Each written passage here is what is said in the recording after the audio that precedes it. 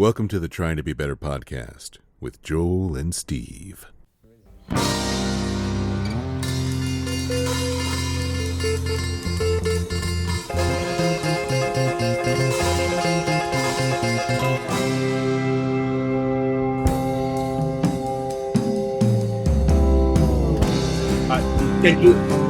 You know what? So I did this. I had the same distance from my mic last week, and it sounded great. You want me to like put this inside of my not inside, larynx? Not inside. Where it is right now is fine. Just when right before I hit record, it was like 6 inches away, and I could tell it was a little. I've done half of my readings. I didn't do my yoga, and I didn't sit in meditation. I was also late to the podcast, Steve. So now you're pushing it. It's perfectly appropriate to begin our 50th episode about trying to be better with a resentment. Yeah, exactly. You know what? On the way back to the house after being late to get breakfast back to my wife and late to this podcast, I was like, I can blame this on Mercury. Isn't it in retrograde right now? Like, I can just blame this on a planet that's spinning or appears to be spinning the wrong way. I can just blame it on that. Hi, everybody. Welcome. I still don't have a burrito though. You have a burrito. Me, not so much. I have 3/4 of a burrito waiting for me right there. And it's rainy out, so I'm not going to do anything outside. After this is over, I'm just going to hunker down and play video games until my resentment passes. Isn't that how it works? Isn't that the one that has the justified resentment? I do, or you do? If anybody does, it's probably Eduardo, because he's the one that's gracing us with his presence. Really? Yeah. So welcome to the Trying to Be Better podcast with Joel and Steve. Find us on Instagram at Trying to Be Better Podcast. Email the show, please, at TTBB podcast at gmail.com. That's the one. Email us. We've gotten some emails. Yeah. I think we're gonna have to get Jack on. I just went on a road trip with Jack, and he's got a lot of problems with us people, and he'd like to clarify some things. So he's gonna do an airing of the grievances well before Festivus. He's been critiquing this show for 50 episodes in his head now, and I think if he doesn't get to come on and set some things straight, it might become an issue. So all right, I welcome that, and I welcome him. I want him to write up a list. Yes, and I don't want to see the list. Right, he better have a list of things. A list of things that he would like to air with us. Before we introduce our guest, sorry I keep interrupting you. I'm on a heater. Go ahead, Steve.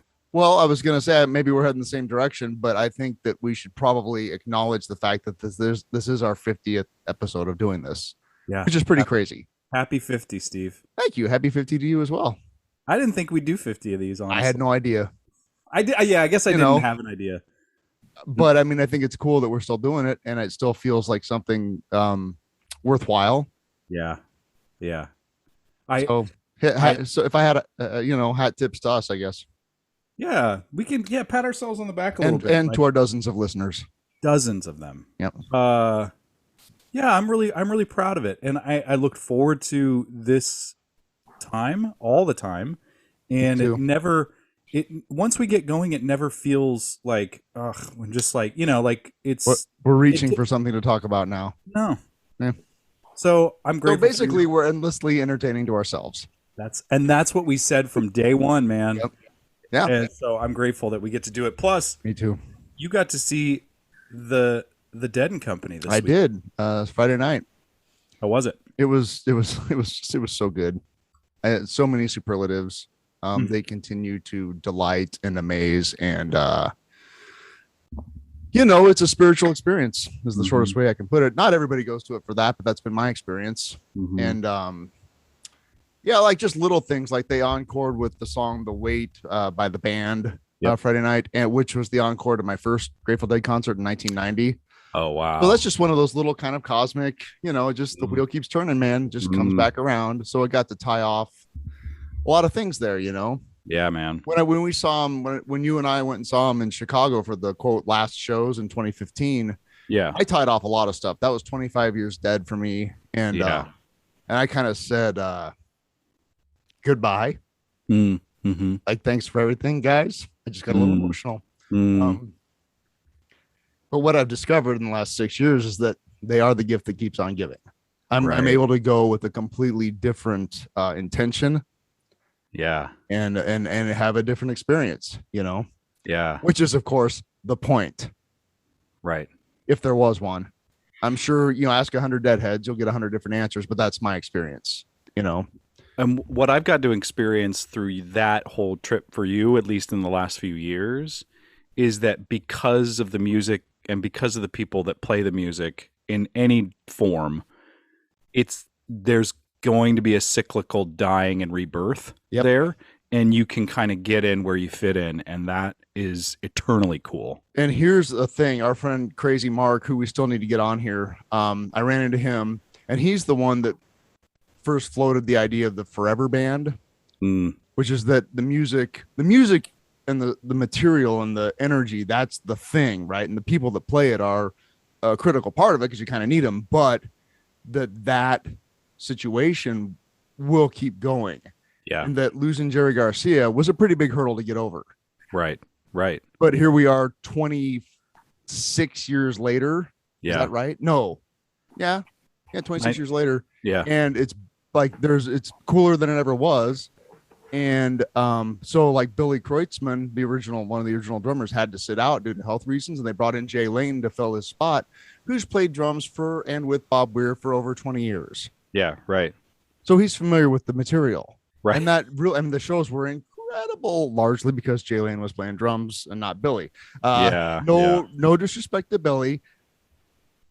I've listened to Europe 72. I know what he's capable of, right? But it's but having a fresh take on that throne just lit. I mean, it was incredible. And so that cemented that idea of like, if Billy does actually hang it up, say, you know what, I think I'm just going to go back to Hawaii. You guys have fun and let Jay take over. All that's doing is just propping it up, giving it a little boost. Well, yeah. And then eventually, God forbid, Bobby's going to hang it up for one reason or another. They'll have to drag him. He'll probably drag his corpse off stage, frankly. Yeah, probably. But when that happens, there will be enough of a thing there. Yep. Something will happen. Something will happen. So, it ain't going anywhere. I mean, that's the thing that I've noticed. It's not going anywhere. I know this song ain't never gonna end. Yeah. And so just to be able to show up and to be a very tiny part of that that's my great delight. Yeah. To know that I got to go participate in that one more time. So yeah, so they rocked out, man. It was great. They really tore the roof off the sucker. Yeah. Which they and also that did. too. Like it's that feeling, and it's also that too. It's a party, and it's also that tapping into the cosmic eternity of that music. To have a group of people creating the crucible, if you will, to have those experiences 60, 70 nights a year on that scale it's a special thing. For sure. Yep. It's a special thing. Well, thanks for sharing. Thanks for being so vulnerable and sharing that, dude. I'm glad that. Well, it's kind of one of my favorite things. So I know. Well, I know when I asked that, we're going to get some good stuff to start off with, Steve. So thanks, man. But that's not why we're here today. Well, it is and it isn't. We're here. Yeah. We're here to celebrate 50 episodes, and I'm going to do a little bit of an introduction to our special guest. Please. I, in a former life, worked for a United Methodist church here in Lincoln. I was the youth director, and I was kind of the college age director. I really hesitate using the word pastor or minister because my parents were that, or my mom was that, my stepdad was that, and that's not a calling that I really had in that particular sense, but I think there were some other people that wanted that to happen. But I met our guest just because, we were all sharing, we'd come together for certain meetings and talk about certain things. And Eduardo is the campus minister at Nebraska Wesleyan, and we'd have these meetings, and I just gravitated toward this guy, and we got to really be good friends. And I consider Eduardo one of my favorite people in the whole wide world. He's a mentor and a friend and a guide and just a pal. Like, he introduced me to Doctor Who, and we've talked about Star Wars, but we've also talked about life stuff and struggle and politics, and and faith and lack of faith and different journeys in spirituality. And he's one of the first sort of fans of the show, and it just is such a joy to get to have Eduardo Busson on the podcast. Welcome, Eduardo. We're so glad you're here. Thank you, Joel. Thank you, Steve. Of course. Can I ask you to introduce me? Sure. I'll come to everything you teach at, every service you preach at. Yeah, I'll be your hype man for sure. Thank you. No, I'm super excited to be here. From show number 1, when you guys started talking. Well, Joel, actually, you've been talking about this idea ever since I know you to have a podcast about Lincoln, about what's going on. But I'm so glad that it has evolved into this. Which is two guys in their 40s, 50s. And I'm like, this is my people. You're in our demographic, man. I am definitely in your demographic. And it's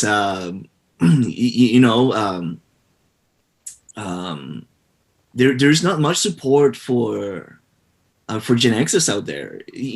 I've always noticed that it's either boomers or millennials, and I'm like, hey. Are we like the middle kid? We're kidding. And we're alive too, and we go through shit too. And so I'm very grateful for your idea. I always find it very helpful, your conversations, and I've learned a lot. So thank you for joining me. Thank you for having me. Oh wow. Well, it's thanks for listening. I was talking to Joel last week about, God, we're coming up on 50. Let's do something special. And I immediately thought of you just because you were our first fan. So let's bring it around full circle. Let's get Eduardo in here. I am here fangirling like he is. He's got his trying to be better mug that was delivered to him. So don't talk about that too loudly, though. Other people are going to get jealous. I know. We gotta. Those are really, really sacred items. Yeah, you're like one of only few people that actually have one. Right.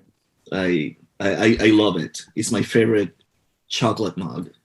It's what's great about it. That mug has got a nice handle on it. You can put all 4 fingers. You know what I mean? It's got a nice big, robust handle. Yeah, I got to talk to my marketing manager. We got to get some more of those things in here. We do. So, let's get into it, Eduardo. Like, what? Where are you from? What do you do? There. Let's start there. Where were you born? Where did you grow up? Yeah. And how did that shape you? Yeah. Well, I was born and raised in Puerto Rico, the year of our Lord, 1974, which was a great year. 2 years later, Star Wars came out. So that's right. Actually, that's one of my earliest memories, going out to the theaters to watch Star Wars. Nice. I, as I said, I was born and raised there. The sexy accent that most people notice is not fake. It's actually real. Oh, it is real, and it is sexy. You're not wrong. And I went to school there, and then I came to Kansas City for my master's degree. I was born and raised United Methodist, which there are about 10,000 United Methodists in Puerto Rico. So at the time, out of 4 million. So I don't know what percentage that is. But, small percentage. Small. Yeah. And so it wasn't technically really one of the mainstream sects of Christianity in that part of the world. Then it was kind of the main thing is, of course, is Catholicism. Yeah. And the second biggest group is it's not a denomination itself, but it's a movement. It's a Pentecostal movement. So like in every corner there's a Pentecostal church, and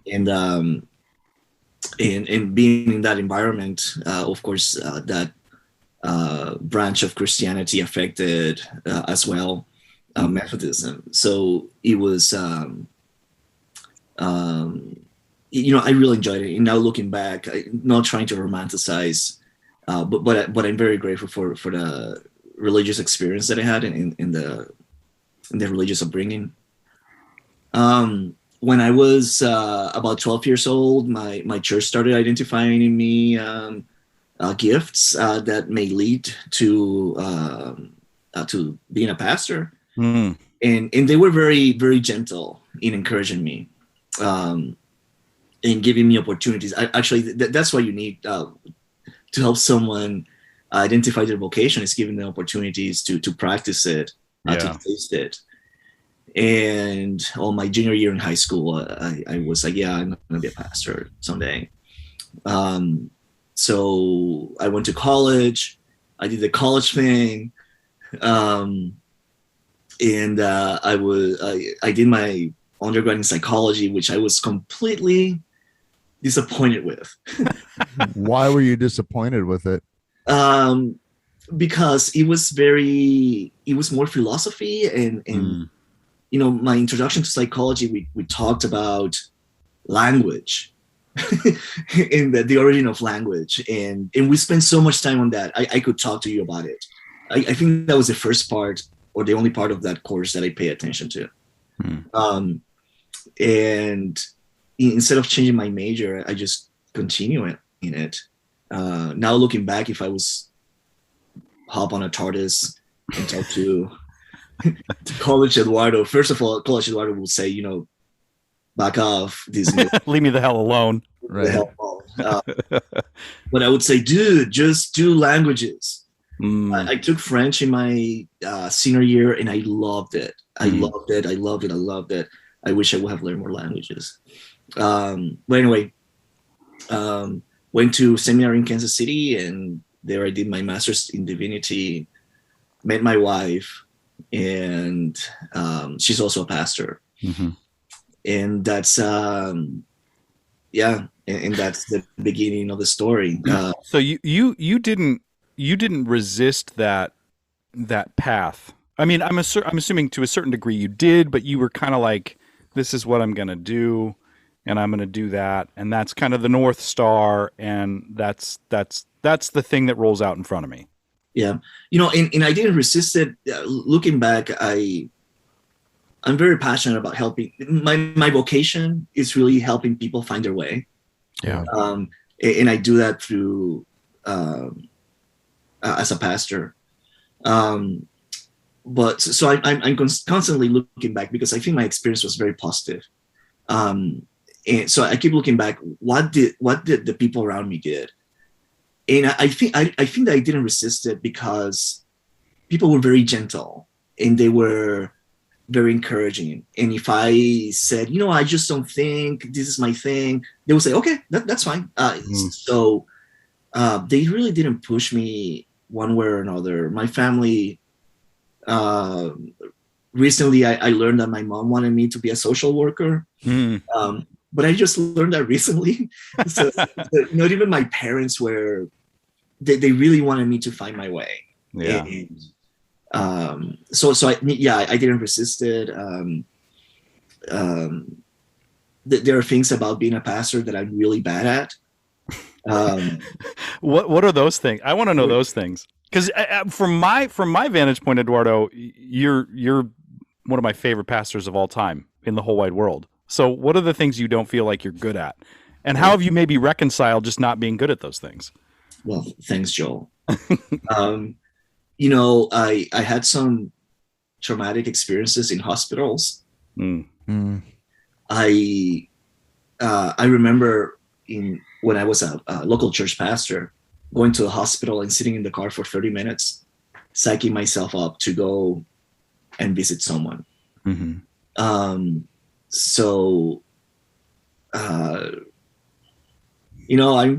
freaking 47 years old. I know I need to be better at some things. But I think that trauma it's gonna still be there.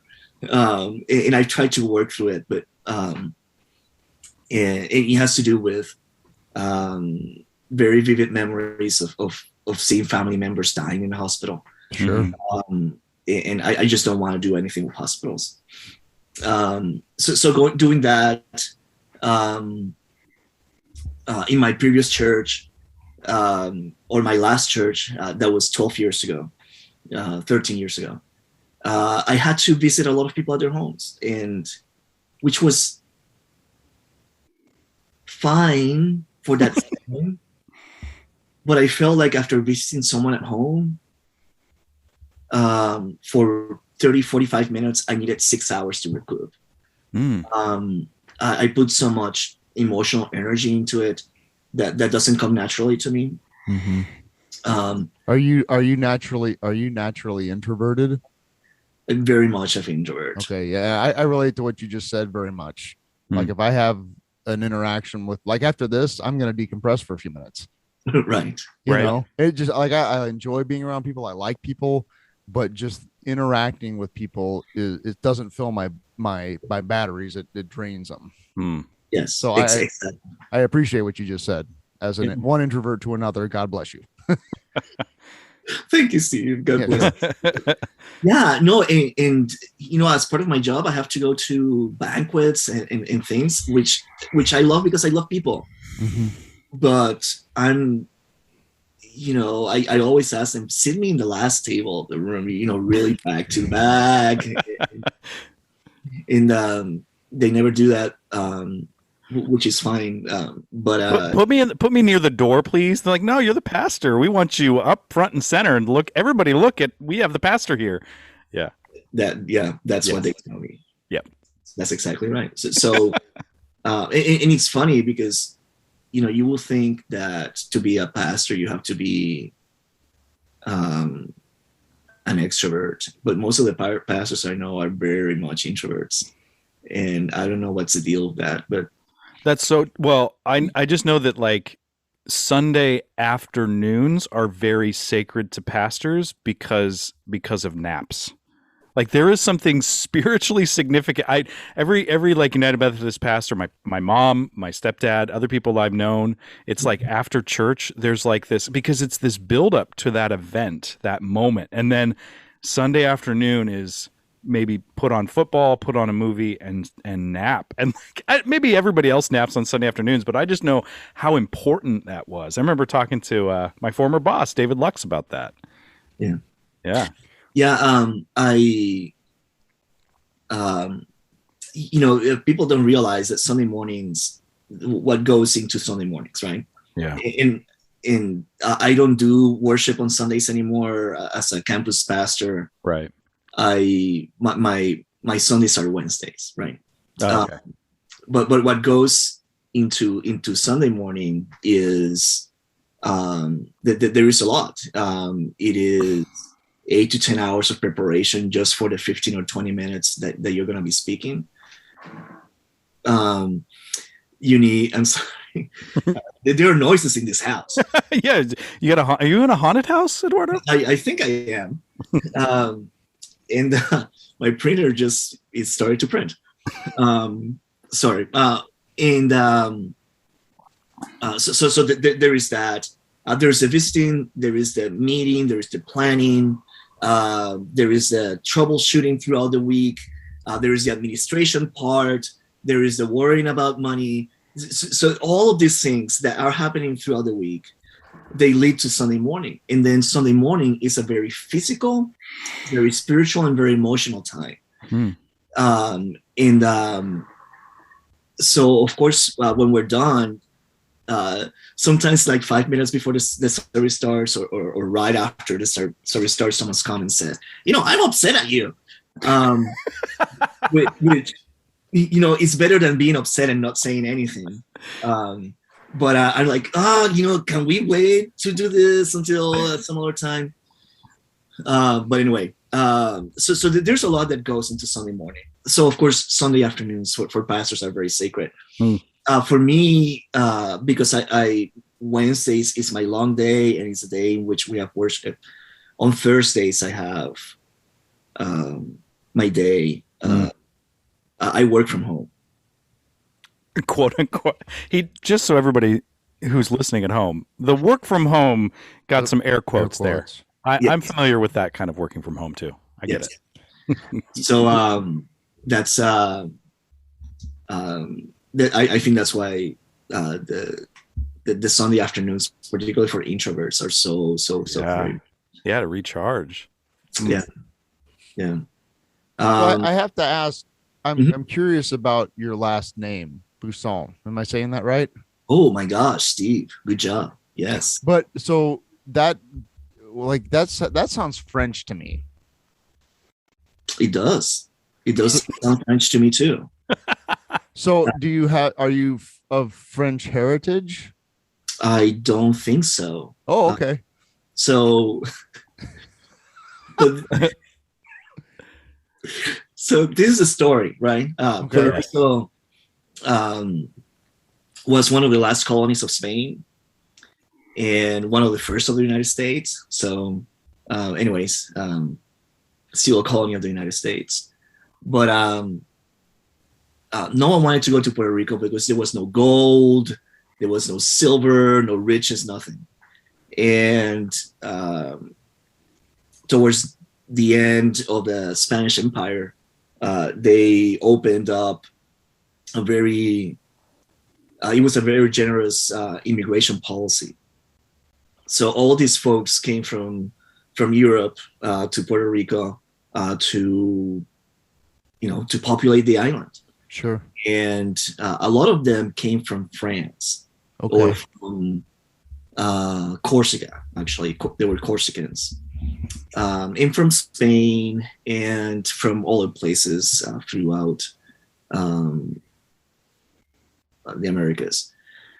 So all my life, I really thought that I was French or Corsican, but then I did one of those genetic DNA tests, and I have zero blood from France. Oh, like zero, like not less than 1%, but nothing. like Nada. Zero, nothing. So I think that there are a few dynamics related to my last name. One is I suspect that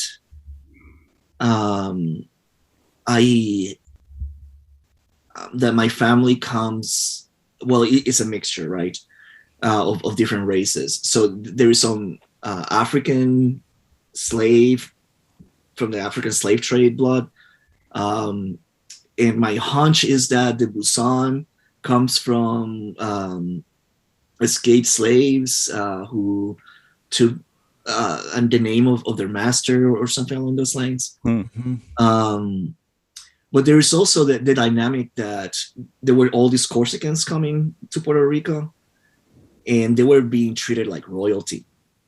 So it will not be rare for someone to change their name to sound like French. Sure. Right. So I think because my mom's maiden name is also French. So my family, I think, is affected by slavery, by people changing their names to have a better chance. So that's where it all comes from. It's really interesting. Fascinating. Yeah, my DNA is 75% European, mostly Spain. Some Italian, but mostly Spain. And then 15% from West African and 10% Native American. So, yep. So Wow. Busson. So Yeah. Okay. That's really interesting. Thanks That's for fascinating. Yeah, Yeah. that's really cool. Yeah. It's just, I mean, I think one time you went back home and you were just on the other side of getting back from a trip to Puerto Rico, and I remember just like, I don't know anything about, and sadly don't know much about the history of Puerto Rico because it's still not a state. It's not a part of our general historical study. There's nothing. I mean, Everything I know about Puerto Rico is that sometimes people go to vacation there. Exactly, and it becomes this. It becomes this thing that like they have beaches and cocktails with little umbrellas in it. Presumably, right. I mean that's kind of what I've got. Oh, and we ignore them in times of crisis. So, no, come on, we throw paper towels. There we go. Okay, lots of paper towels for Puerto Rico. Yeah, okay, because paper towels will absorb a lot of water. Yeah. Really genius. What was needed at the time. Really, yeah, a lot of care was shown what there. What do you do with the paper towels that have all the water in them? I'm just asking. It's a question that came to my mind. It seems like they would expand and get heavy. I don't. Huh. Yeah. I don't think the plan was thought very well through. That far out. Yeah. Okay. Okay. Well, we digress. Anyway. Where do you stand on statehood? Are you pro statehood? Well, no, I am not. I think that Puerto Rico should deserve a chance to self-govern itself. But then my mom says, you know what? You don't live here. You should have no opinion on this. Yeah. You're out there, you're coasting, you have your house, and you have electricity, and you have everything that you need. You don't live here, so don't give me your opinion. And I like, well, fair. Yeah, I was gonna say that actually sounds kind of legit. Yeah, that sounds legit. Mm-hmm. But I really think, and it's funny because when I was in Puerto Rico, I was pro statehood, and then after I moved to the States, and I mean I love it here. It's where God called me to be. Yes. And I've been here for 25. I've been here longer than I live in Puerto Rico.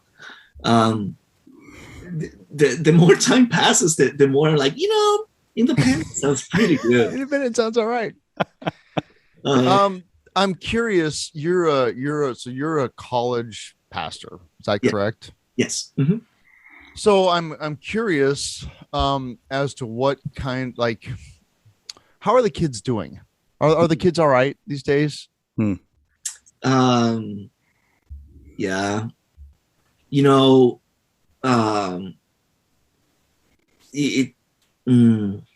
Yes, they are all right. I think that there are a few dynamics. The kids that are in college right now are Gen X children, and as such, I think we taught them well on being socially active. So they really want to change the world. On the one hand, on the other hand, some of our students, or most of our students, come from very homogeneous communities. Sure. Which there is no diversity of anything. Sure. So I bet that all the bread in the grocery store is just one kind. So there are growing pains in that area. There are growing pains. I think that yeah. So that's I think they're all right. They're going to be all right. I feel really bad for the state of the world that we're going to leave for them. Both human resources and natural resources. But I think that they're going to be all right. Something that is really funny to me. I have to deal with a lot of religious groups on campus, and they're amazing. They're amazing. The students are more welcoming of people of different faith traditions and different religions. They are more welcoming into their groups, into their interactions, than the adult leaders of the groups. Which are millennials, by the way. I have to put that out there. And that gives me a lot of hope. That for them, they really understand that they're all in this world together, in their experience together, and they respect and love each other. At least at Wesleyan, that's the case. So they I would articulate that as like we're all one. We're all in the same boat. Mm-hmm. We are, and they seem to recognize that. Yeah. They seem to recognize that, even if their leaders are not so accepting or welcoming, that on a certain level, this particular generation is, you see more, that they're way more welcoming, they're way more accepting, they're way more, open to people, allowing people of different faiths, rather than just saying, yes, we would like you to come to our meeting, but we also want to change what you believe. Right. Yeah. Right. So, on to a degree, I find myself in a good place because their intent is there, their heart is there. So what I need to do is to give them actual tools that they can use to make those relationships across faith, but not just faith, across party lines, across race, across whatever. I'm able to give them those tools, and for them to have those effective effective. What is an effective relationship? I don't know. Ooh, there's a podcast. Yes. So it sounds to me like there's a version of your particular vocation or career that could be seen as you're a company man or woman, you're a company person, and you've got to get more numbers on the bottom line of you got to gather more souls, right? There is that version of that job. And then there's what I interpret as you mentioned something about you thought you'd be a social worker. Well, I'm like, in this particular avenue, you are. You are working the social world to allow young people to find their way, which I think is a great way to put it. But how does that? How do you navigate what you were trained to do, what you learned in divinity school, what you were called to do as a Christian pastor, and then also allow for this? Is ecumenical? Is that the right word? More diverse, more allowing a more diverse faith journey. I'm sure you. Because this is the thing. Like when I was working for the church, I felt like that was my job. Now that I teach, I feel like I can't go there. So like you being able to have those conversations with students, I think is really exciting because I talk to my students and I know there's a lot of conflict. There's a lot of mental health stuff being brought up. There's a lot of feeling lost and scared, pandemic, politics, economy, environment. How do you navigate sort of your being a pastor and allowing? I don't know if there's a question in there. I'm just kind of blown away, I guess. And I'm gonna toot the hood of the United Methodist. Toot the hoot. Yes, love it. And I know that we're not perfect, and I know that the UMC is very broken, in so many different ways, and hopefully we'll be able to fix it in the next 5 years, 10 years. Cross my fingers. Whenever we can get together again, but something that I learned, that I became convicted, and it's not just something that I that I believe, but it's something that I have built my life on or around, not around, but upon. My English is also in development. You're doing great. So is ours. Yeah. So the conviction is that in the Gospels, when people came to Jesus and said, "Hey, what is the most important thing?"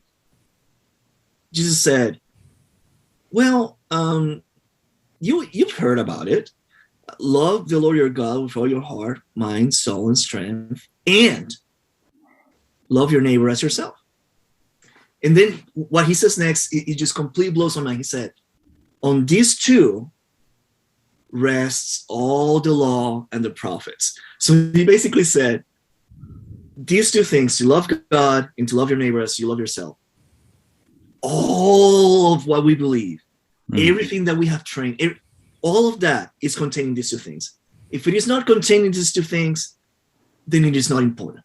Right? That seems overly simplified. That seems too simple. There's got to be more. There has to be loopholes and caveats and rituals and weird things to memorize. Don't forget about prosperity. Oh, that. No, you see, it is so simple, but it is so freaking difficult. And because it is so difficult, that's when people begin to look at loopholes and caveats and, well, maybe. I mean, I do love my neighbor. I love my neighbor to an extent. Right. But I mean, let's not go overboard here. I love my neighbor, but I don't love their leaf blower, and I want to shove it down their throat. Does that work? Right. Or I want to love my neighbor, but I have to love myself first. Right. I mean, I'm all for, putting God first and my neighbor first, but there's the whole, I need to put myself just a little bit more first. A little bit more first. Which I think that loving myself more is to have a brand new car and a brand new computer and a brand new house, and I cannot afford them, but because God told me to love me first, then God will provide for those things. If I give Trying to Be Better podcast $10,000, God will give me $100,000 back. I think that.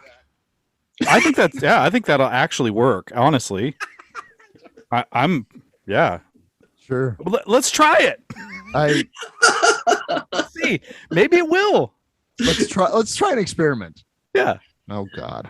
So for me, I'm trying to build my life on loving God and loving my neighbor, and as I love myself. And I think that when I'm teaching people to love their neighbor, I'm teaching them to love God.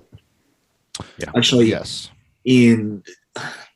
I don't mean to be a Bible thumper here, but in 1 John, please thump it. In the New Testament, 1 John, actually chapter 4 says, if you don't love your neighbor, how can you say that you love God? So there is this ancient Christian understanding that by loving our neighbor, we're loving God.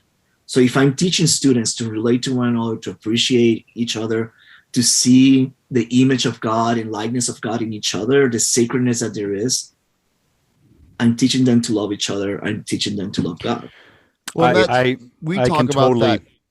We talk ahead. about in the recovery room, and that's where we learn how to love God, is to see another human being as just as worthy of that sort of care and compassion as we would like to have that, and that by seeing God through other people, we talk about that a lot. A lot of people come into recovery with so much, quote, God baggage. Yeah. Whether it's anger at God or not feeling worthy of God or whatever, or that there is no God or why bother or whatever, to see like, well, here's a group of, a few dozen people that we've all come from really adverse circumstances to be relatively okay. And in some cases do quite well, and I don't mean financial. I mean, just like have rewarding lives. Yeah. And that there's gotta be something happening in that. And so that's where there may be something to this, quote, capital G God thing.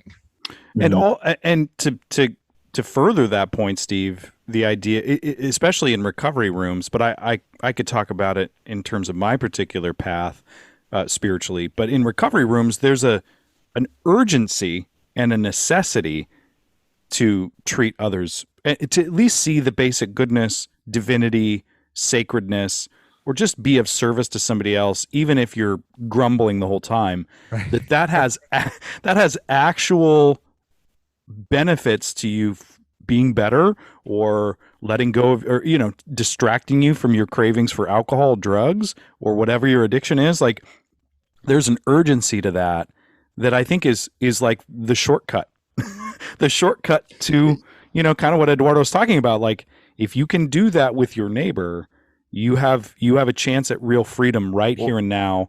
And yes, you can memorize all the things you want and practice all the rituals you want, but if you want the good right now, be of service to your fellow person, to your fellow human. Yeah. Well, I cannot teach students, or anyone for that matter, to love God while despising someone else. Tough. That's a tough one. Those two are incongruent, and there's a lot of people who do that. Mm-hmm. Yeah. The gays, right? Mm-hmm. Let's right. start there. Yeah. Yeah. Right. Actually, there was a street preacher who came to Wesleyan. I should have told her to go to Doan to do her act there. Yeah. But one of the things that they were saying was, God loves you, but you need to do these things first. And God loves you, but if you're doing these things, you're not. You're not getting in the club. You're not getting in the club. God doesn't love you if you. Like, what the. Mm-hmm. What the faith, right? What the faith? What the faith? What the fork?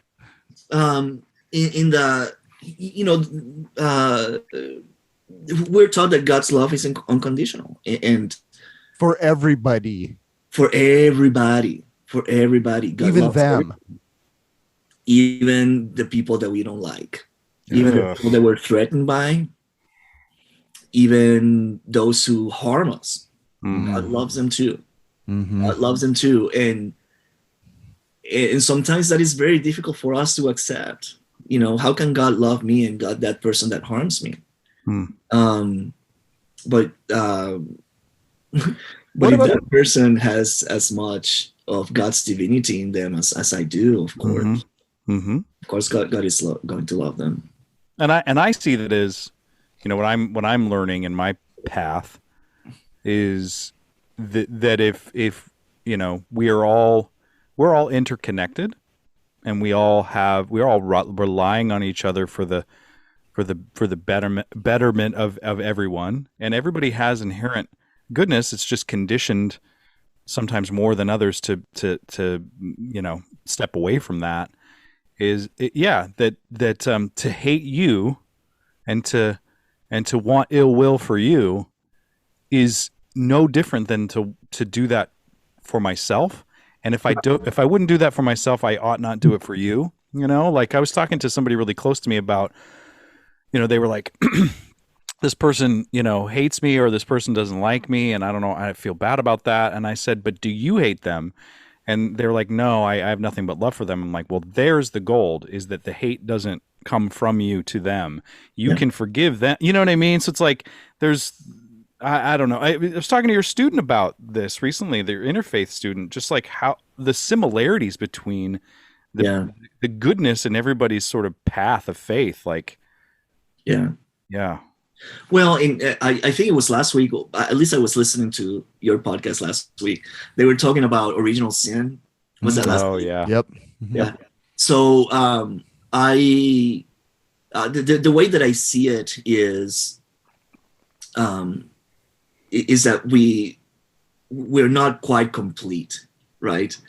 Actually, John Wesley, founder of Methodism, and he took it from Saint Irenaeus, who one of the church fathers, that the spiritual life is a life of growth, right? Mm-hmm. So hopefully, so that the closer we're getting, or as we move forward, we're supposed to be more complete, more complete.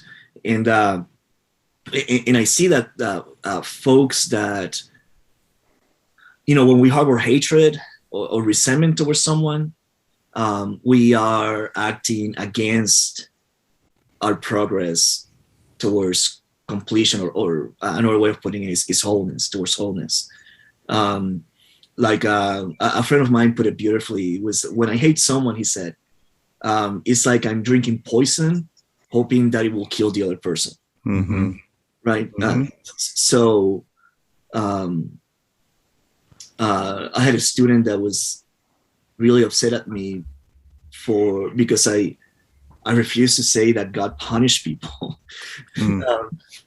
And at least in the way that she understood it.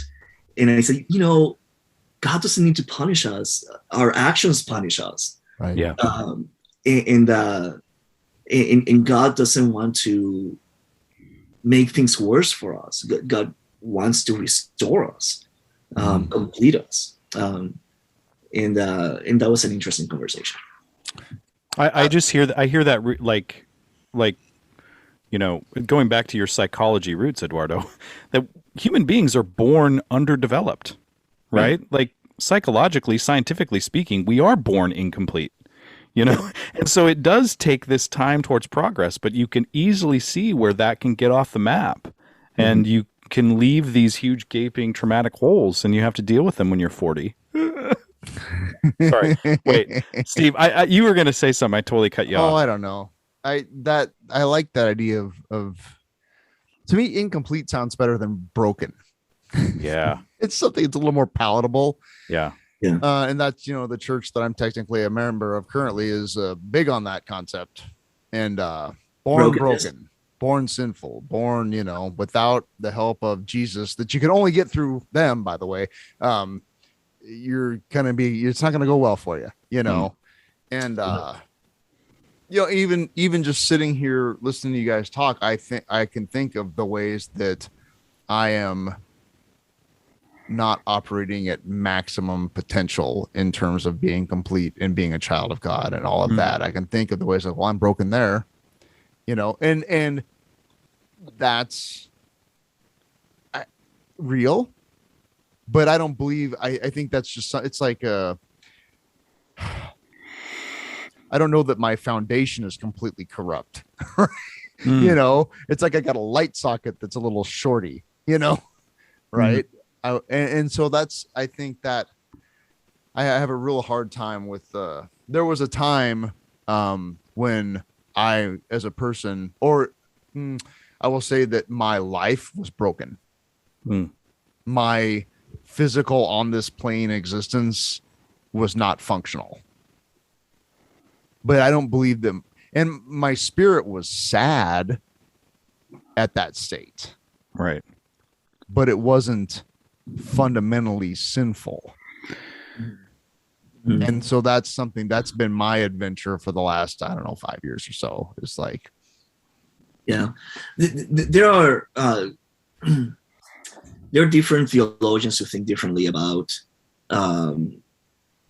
We're talking about original sin right now. Yes. And let me tell you, I was not expecting for us to be talking about original sin, but here we go. One of them, Paul Tillich, he calls it hubris. So it's this pride that we have, that we are self. Ever since we're little, right? That we are self-sufficient. And you can think that, like I remember my kids saying, "No, I can do it," and I'm like, "Okay," and I stand back and say, "Do you need help now?"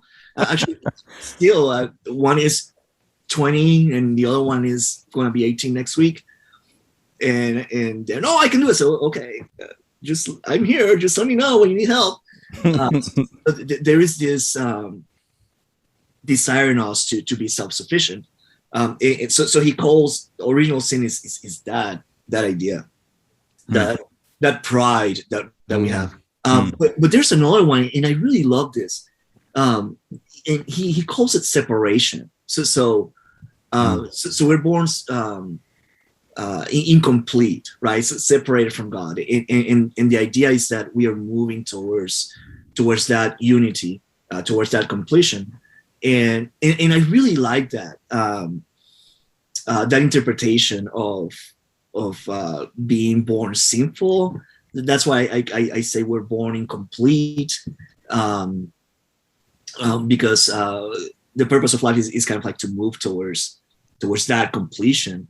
And and we call God by so many different names. I'm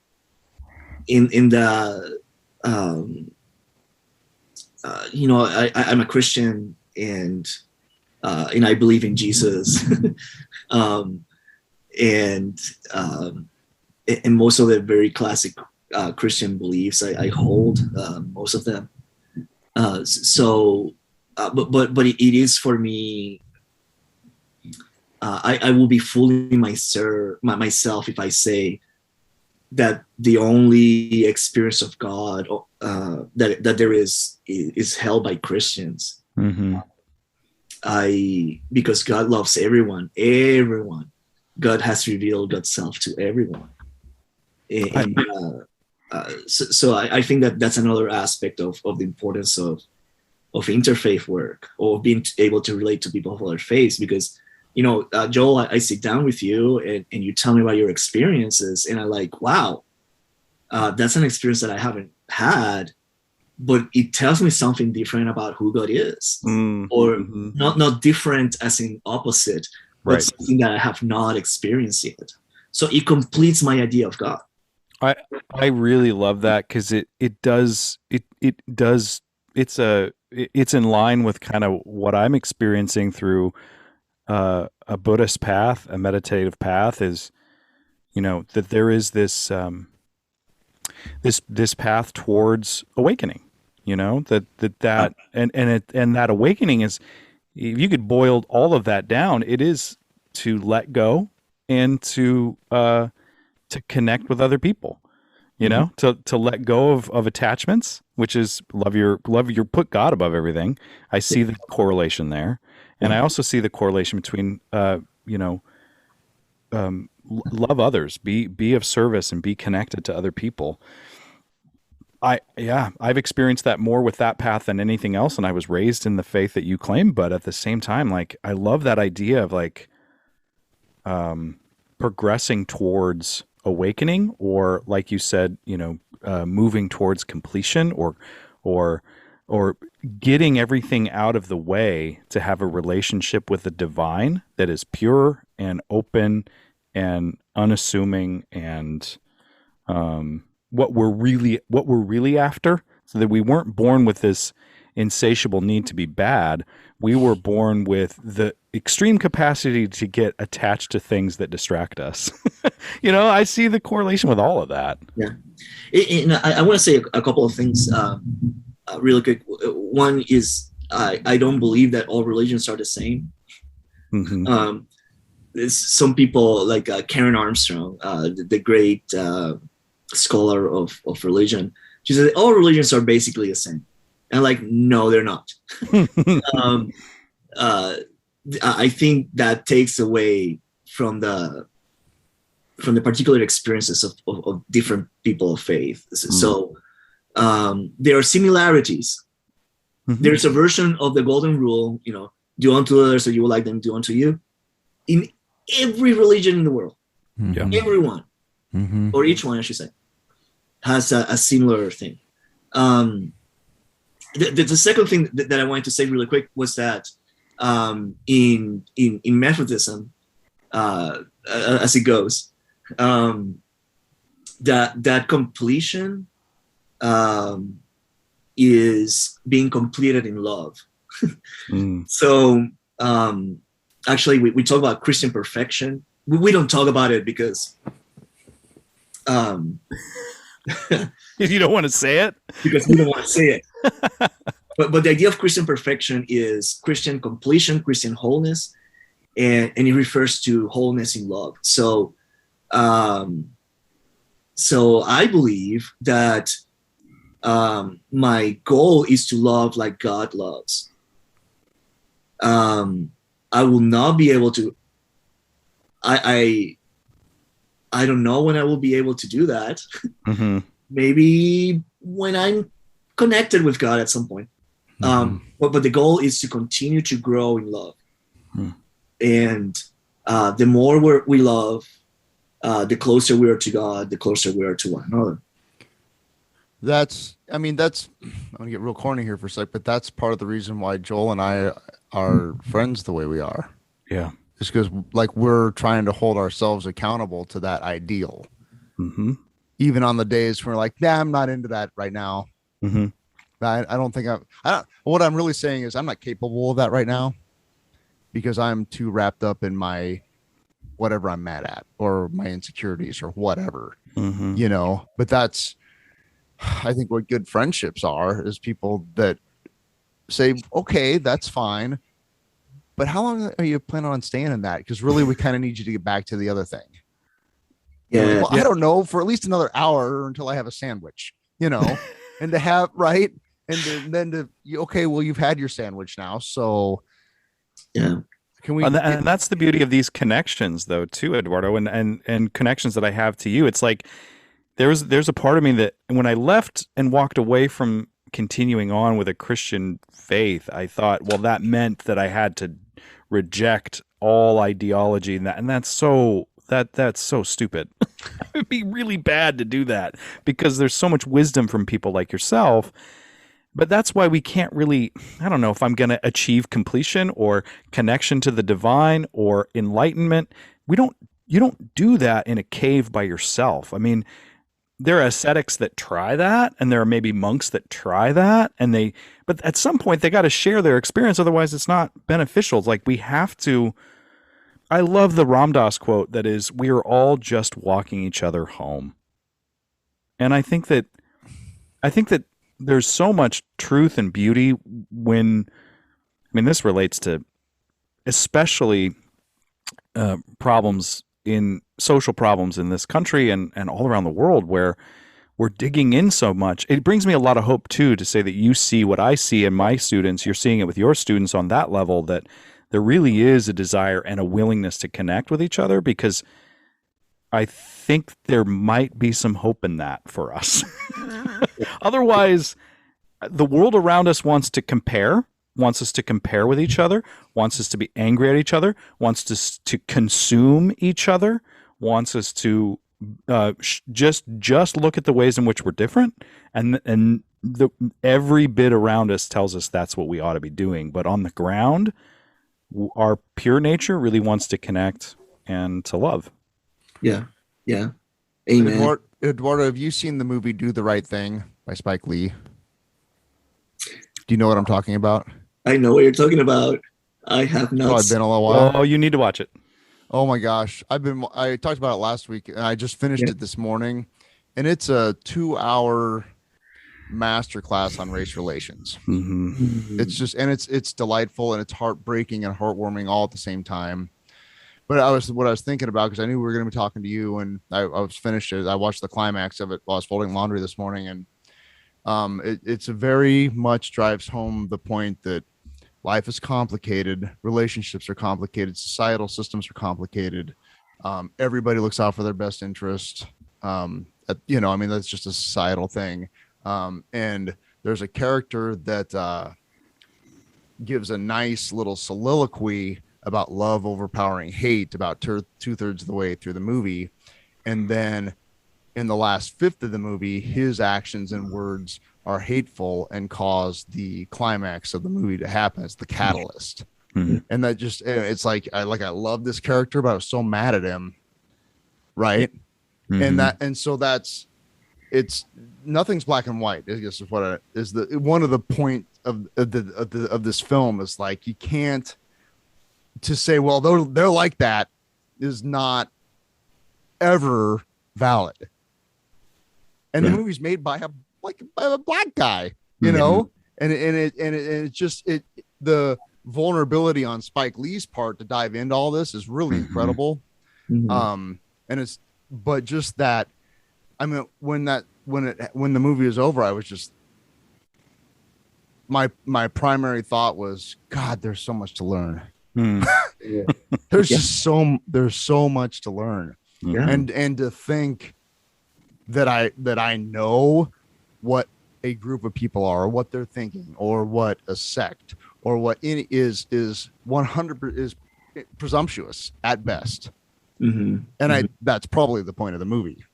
Yeah. Right. Yeah. But it just hit that home one more time, in a way that is, you can watch popcorn and watch it. Eat popcorn while you're watching it. That kind of. Yeah. Anyway, you've recommended some things, and so I wanted to throw that out there just because it's really quite incredible. Yeah. Cool. Yeah. I'll. It's on Amazon Prime for free right now. So. Oh yay! Anyway, that's I was weighing while I knew that we'd be talking to you, and we'd probably get into some stuff today while I was watching that. So it was kind of a double whammy of. Yeah. Thank you. I hope that today I'm better than I was yesterday, and I hope that tomorrow I'll be better than than what I am today. But sometimes it doesn't work quite that way. Yeah. And so some days I'm like, wow, Eduardo, you really screwed this one up. And we have a step Eduardo. for that. Sorry. Well, and I just have to be patient with myself. That is something that I tell students. And sometimes sometimes I break. I know I was not born broken. I know that I have advanced in this path, but I know that at some point I'm going to stumble and fall and break. And now at 47, there are times where I can see it coming, so I can fix my what I need. I can fix my path so I don't break. But for some things, like for example, resentment. When I feel that I'm resentful, that resentment is starting to pile up, I can say, wait a second, there's something wrong.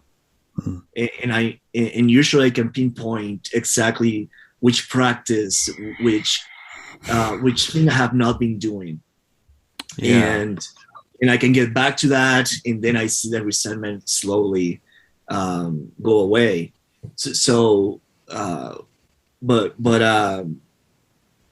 But there's just as many times that I just screw up, and I have to ask for forgiveness to a lot of people. I think that to really, I mean, that's kind of the overall thesis of the title of our podcast is trying to be better means that you pick a path to go down, and then you cannot be delusional enough to think that you're not going to fuck up. And in the fucking up, that's when you realize the self-correction, the adjustments that need to be made. But if you don't have any sort of path or have any sort of, I mean, even choosing no path is a path, I guess, and you can try and see if that works, Like, I don't want to be so prescriptive to folks, but at the same time, like, that has benefited me, is to have some sort of road to walk. Yeah. And then being really okay with when I veer off into the ditch. Yes. And then, like, because I don't know what's the ditch, what's the road, what's me driving into somebody's field and spinning cookies. Like, I don't know what's what unless I have some sort of path. And I get the vibe, Eduardo, that we're going to have you back on. We're just going to have to check in every once in a while and be like, where are we at with all this? Where are we at? Because we could talk. We've kind of overshot the hour mark. I think that you and I and Steve could talk for hours upon hours. So I would like that. So please come back. Will you come back? Oh my gosh. Anytime that you want. I will even skip church. Yeah. No, come on, man. No, I want to get him to skip church. Oh, well. Okay. Well, I want to wrap up. I think that the conversation has begun. It's not over. So thank you, Eduardo, so much. But very much. I definitely would be remiss if I didn't do my thing. What are you into, man? Like, what are you listening to currently? What are some things that maybe are all-time faves for you? Or maybe some things you're reading or watching that you want to talk about? Oh, okay. So I've been thinking a lot about the music part because I knew that you were going to ask that. Yeah. And right now I'm listening to Michael Gungor. Mm-hmm. who is an artist, who is a Christian. He's not a Christian artist. He's an artist who is a Christian. Right. He also has a podcast. I think it's called The Liturgists. I don't know. Nice. I haven't listened in a while. But I love him because I love his theology. He has a great song. The song is called White Man, and it's a very happy song that it starts by saying, God is not a man, God is not a white man, God is not Republican, God is not Democrat, God is not gay, God is not straight. It's I like where he comes in how he brings faith to life through music. I also I like music that tells stories. So some of these songs that it's line after line after line, and each line has an idea, and they all piece together. That I don't dig that. It has to be songs that tell a story. I'm a storyteller, and I don't know how to do it. So anything that can help me, that's what I do. Is there a particular song that tells a story that is kind of like your ultimate example of that? Oh yeah, Ruben Blades. He's a salsa. I know that name. Yeah, he was in The Walking Dead. Okay. One of the spin-offs. And he's a salsa master, and there's a song that he wrote about faith in Latin America. That was it was a take on the life of Saint Oscar Romero, who was he was the Archbishop of Salvador, and he was appointed by the Vatican because this was during the 80s, because he was not a troublemaker. But then he started seeing the people and seeing the peasants in the struggle of the folks against the government and the oppression, and he took the side of the peasants. And one of his most famous speeches was he talked he talked to the military directly. He said, now I'm talking to you, military people. In the name of God, stop killing your brothers and sisters. And that was his last speech. I think it was a few days later, while he was celebrating communion, gunman came and killed him while he was celebrating communion, which is, I mean, so anyway, so he tells, in all of his songs, he tells stories. Wow. And I love that. And it's in Spanish, but you asked. So no, we need to, we'll just gravitate back to the Grateful Dead or Pearl Jam all the time. So we definitely need this. I can't wait to find this music. I know of Michael Gungor, so from years ago, but I'm excited to check this out. And Ruben Blades. I'm reading The Tragic Sense of Life. The Tragic Sense of Life. Yes, it's a book by Miguel de Unamuno, and he was a Spanish philosopher, writer. It's in English. It's been translated in many, I think 20 different languages. And his thesis is basically that we're mortal and we don't want to be mortal. Yeah, I can dig that.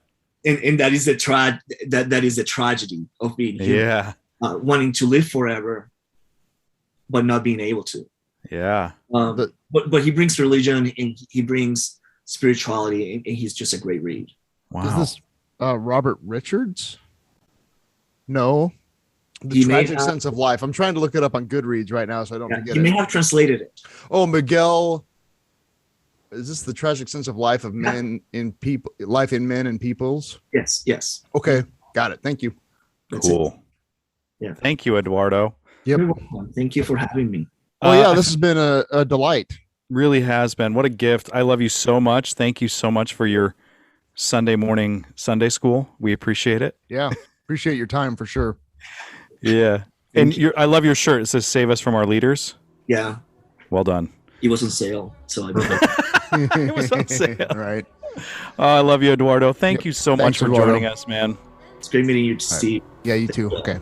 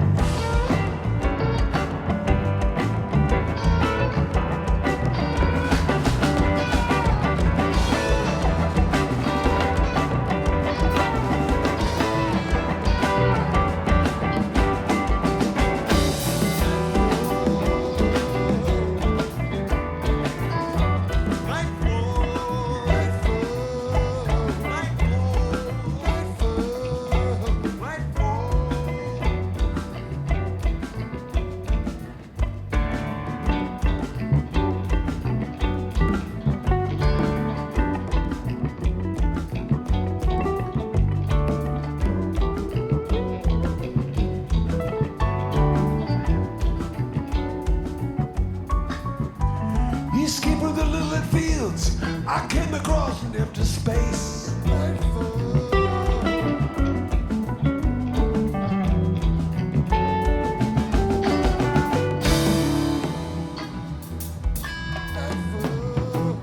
He rainbowed and exploded into a bus stop in its place.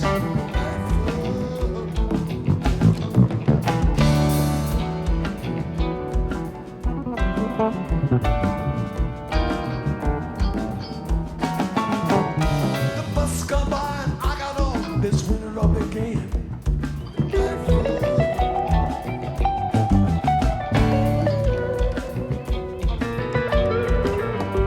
There was cowboy mule at the wheel of the bus. He never ever land.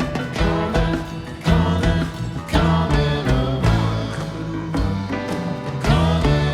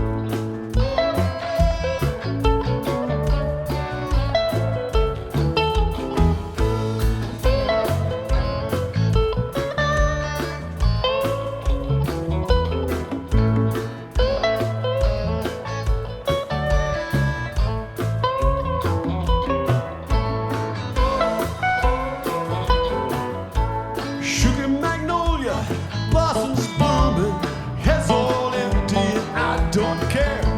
Slow that baby down by the river, knew she'd have to come up soon for hell. Sweet blossom, come on under the river. We can have high times if you look back. You can discover the wonders of nature, rolling in the rushes down by the riverside.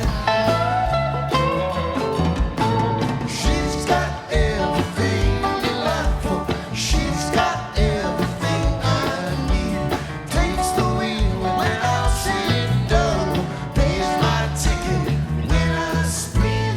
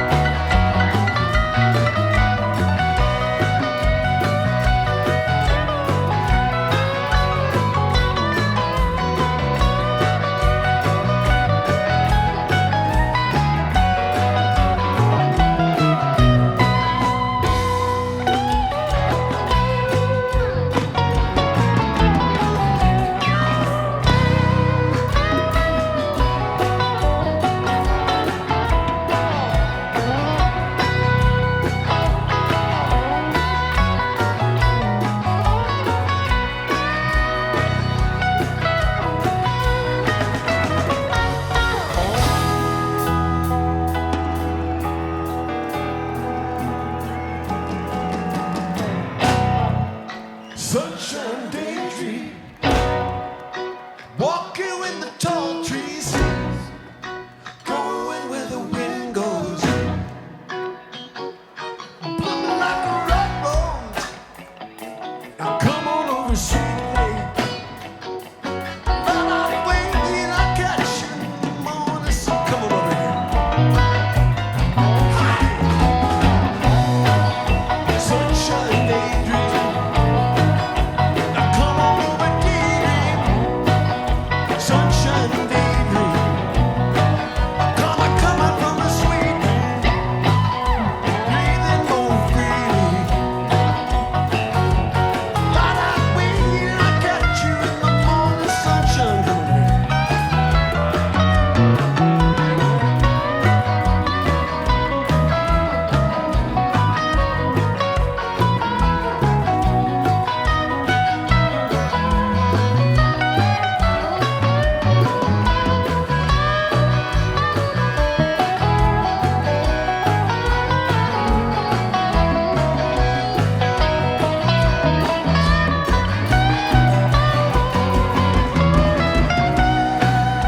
Sunshine daydream. Come up a full dream. Call out your window. We go. Going where the wind goes. Now come on over sweetly. Light out way, I got you in the morning sunshine. You gotta come over here. Sunshine daydream. Come on over, daydream. Sunshine daydream.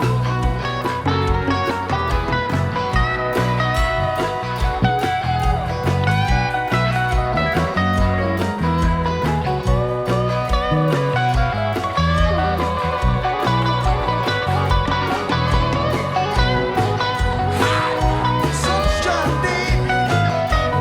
Come on over, daydream. Sunshine daydream.